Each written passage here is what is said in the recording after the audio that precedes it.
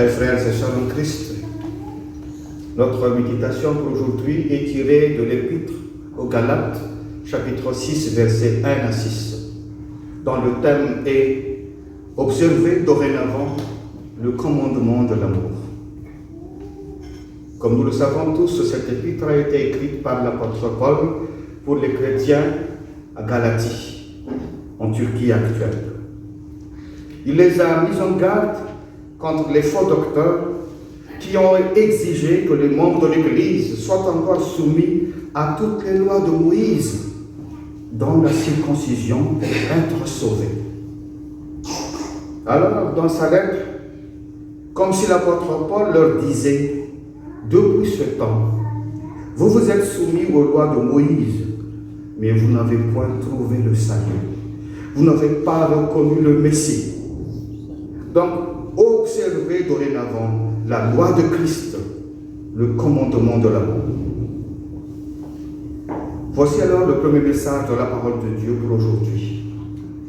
Observez dorénavant le commandement de l'amour et redressez ceux qui sont tombés dans le péché. Dans notre contexte, le légalisme a encore marqué certains juifs devenus chrétiens à Galatie. Ils ont toujours voulu punir et mettre à mort même ceux qui transgressent la loi. Et cela, bien évidemment, a généré une certaine méfiance, une certaine frustration au sein de l'Église. C'est pourquoi l'apôtre Paul a recommandé au verset 1, « Chers frères, si quelqu'un tombe dans le péché, surtout un croyant, c'est le devoir des chrétiens spirituels de le redresser et le redresser avec douceur. » Qu'est-ce que cela veut dire? Si on est des vrais chrétiens, dirigés par le Saint-Esprit, on ne traite pas avec méchanceté ceux qui sont tombés dans le péché. On le traite avec l'amour de Dieu. On doit le redresser car nous aussi, nous étions comme eux avant. Mais Dieu nous a sauvés. Dieu nous a relevés par sa grâce, par l'intermédiaire de quelqu'un d'autre. Alors, soyons compatissants envers eux, comme Dieu l'a été toujours avec nous. Car tomber dans le péché peut arriver à tout moment, peut arriver à tout le monde, surtout dans notre marche chrétienne. D'où la mise en garde de l'apôtre au verset 2.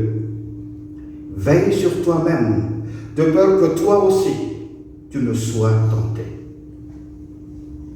Bien sûr, tant que nous n'avons pas encore le Saint-Esprit, nous condamnerons facilement ceux qui sont tombés dans le péché. Et oui, nous avons même l'audace de les diffamer. C'est ce que font d'ailleurs beaucoup d'internautes dans les réseaux sociaux de nos jours, n'est-ce pas? Ils le font sans gêne, car ils sont encore dans la chair. Ils le font facilement puisqu'ils sont encore dominés par l'égoïsme, la méchanceté et l'hypocrisie. Comme c'est un peu comme les pharisiens, les sadducéens au temps de Jésus. C'est pourquoi Jésus nous a prévenus dans Matthieu, chapitre 16, verset 6. Attention, méfiez-vous du levain des pharisiens et des sadducéens. Justement, à quoi bon venir prier à l'église si c'est juste pour se chamailler et se discréditer? C'est Satan qui va gagner et nous perdrons sûrement. Chers frères et sœurs, la parole de Dieu nous a déjà révélé qu'en tant qu'Église, nous sommes le corps de Christ. Et comme tous les membres, comme tous les organes qui forment le corps humain, nous sommes unis et interdépendants. C'est la raison pour laquelle la parole de Dieu nous dit au verset 2, « Portez les fardeaux les uns des autres et accomplissez ainsi la loi de Christ. » La loi de Christ, c'est le commandement de l'amour. Aimer Dieu et aimer son prochain comme soi-même. Alors, si quelqu'un tombe dans le péché, priez pour lui, aide-le à se relever afin qu'il puisse marcher de nouveau dans la lumière du Seigneur et vous mettez ainsi en pratique la foi authentique. Le deuxième et dernier message de notre méditation est: observez dorénavant le commandement de l'amour et soutenez la mission d'évangélisation. Voici ce qui est écrit au verset 6. Que celui à qui l'on enseigne la parole donne une part de tous ses biens à celui qui enseigne.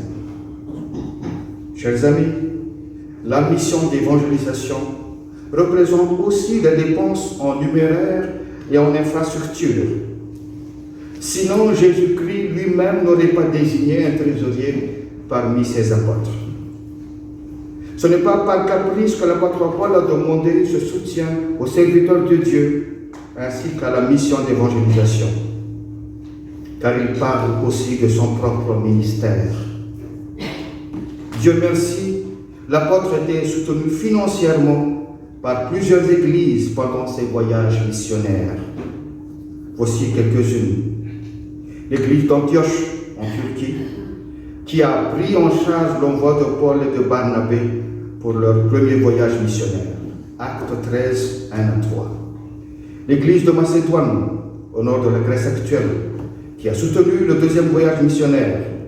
2 Corinthiens 8, versets 1 à 5. L'église de Corinthe, qui se trouve encore en Grèce et qui a soutenu financièrement le ministère de l'apôtre Paul. 1 Corinthiens 16, versets 1 à 4. L'église d'Éphèse a fait pareillement. Et c'est pourquoi l'apôtre Paul encourage maintenant l'église de Galatie à honorer sa contribution. L'apôtre Paul a été aussi hébergé à chaque fois qu'il rend visite à ces églises en question. Alors, j'en profite pour remercier ici cette église pour l'hébergement que vous avez réservé durant notre séjour. Merci bien de votre soutien, car vous témoignez ainsi de votre engagement à la mission première de l'Église, la mission d'évangélisation. Que le Seigneur vous fasse grandir encore dans ses œuvres. Chers amis, si l'Église n'est pas missionnaire, elle est démissionnaire. Et une Église démissionnaire, c'est un mauvais signe pour notre foi. Effectivement, si l'apôtre Paul n'a pas été soutenu dans ses missions, l'Europe ne serait pas évangélisée, et nous aussi par la suite. Alors une question se pose: quel pourcentage de vos dépenses mensuelles consacrez-vous à Dieu et à ses œuvres? Si vous tenez vraiment votre foi, avez-vous sincèrement pensé aux besoins réels de votre paroisse? Avez-vous réellement soutenu les serviteurs de Dieu et la mission d'évangélisation de votre communauté? Chers membres de la branche des hommes chrétiens, merci pour votre engagement. Merci pour votre témoignage. Soyez toujours prêts à ramener tant de pères de famille à Christ, des pères qui vont à leur tour ramener leur famille. Osez élaborer des projets pour ramener tant d'âmes à Christ, car ce n'est pas un esprit de timidité que Dieu nous a donné, mais un esprit de force, d'amour et de sagesse. Chers amis, le Seigneur nous a déjà délivrés de la servitude. Alors, si quelqu'un est vraiment en Christ, il est déjà une nouvelle créature. Bénéficiez maintenant de la nouvelle vie en Christ. Observez dorénavant le commandement de l'amour et vous verrez la gloire de Dieu se manifester. À Dieu seul soit la gloire. Amen.